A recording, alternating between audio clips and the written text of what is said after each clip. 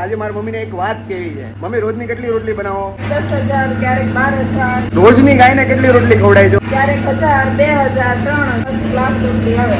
ફુલકા રોટલી જોરદાર એમ ને?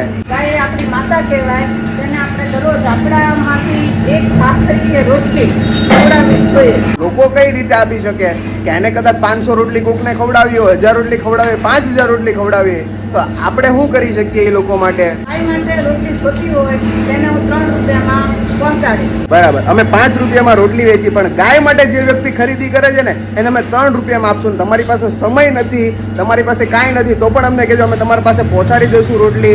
વરાછા હોય કતારગામ, પણ આપણું મૂળ એડ્રેસ છે કતારગામ કોઝવે રોડ. આ નંબર પર ફોન કરવાનો, તમારી રોટલી બની જશે. ઘઉંની પ્યોર રોટલી, 0% મેંદો આપણે વાપરીએ છીએ. બરાબર ને મમ્મી? મેંદો બિલકુલ વાપરતા જ નથી, પ્યોર ઘઉંની રોટલી આવે. ગાયમાં અત્યારે મારે પારુલ ગૌ સેવા ટ્રસ્ટ છે.